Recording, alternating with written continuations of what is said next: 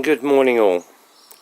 What we've got here is a Wilcox & Gibbs flat lock sewing machine. What I'm going to do here is to try and give you a little bit of an idea on how to analyse where your machine is actually seized. So this is quite a complex little machine. As you can see, you've got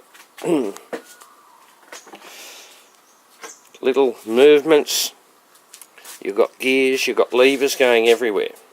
So initially we start with the wheel. So I have worked on this a little bit. I don't know if you can see this, but just by moving this backwards and forwards, we'll try and stabilise it. You can see in here there's a tiny little bit of movement there. So that tells us the shaft through here. You can see that wheel there moves a little bit. May be hard to see, but also this shaft down here is actually moving a little bit as well. So what you do is you put your finger on it whilst with the other one moving the wheel, and that will tell you where there's movement. But with this one, you put your finger on this bottom shaft, you feel the movement.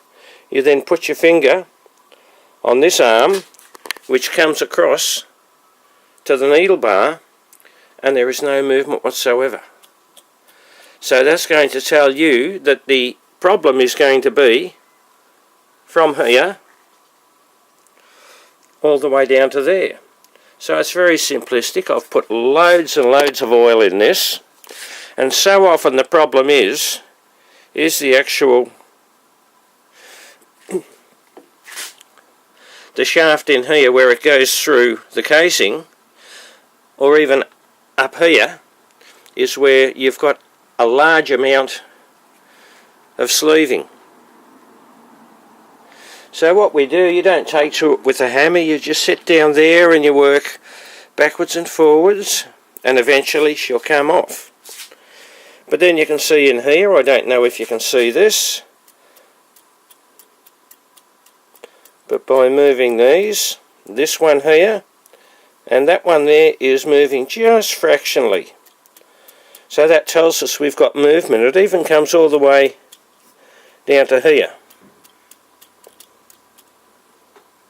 You can possibly see in that little hole there, this one here, a little bit of... So that also tells us that there's another issue between here and in there. But you don't go to it with a hammer, and you don't beat it, and you don't put a screwdriver in there and wrench it. All you do is you sit down, you oil it, you persist. There could be a situation where you may get a little bit frustrated and want to use a little bit of love butch. With that case, again, you just go very, very gently. So this is so what style of analysing what and where to do and where the issues are. So please be patient. Don't be overzealous or a bit bold, because potentially you could do a lot of damage. So good luck with your efforts. We will get this one going.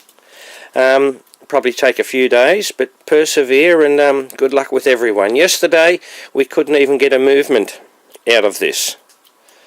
So I would say,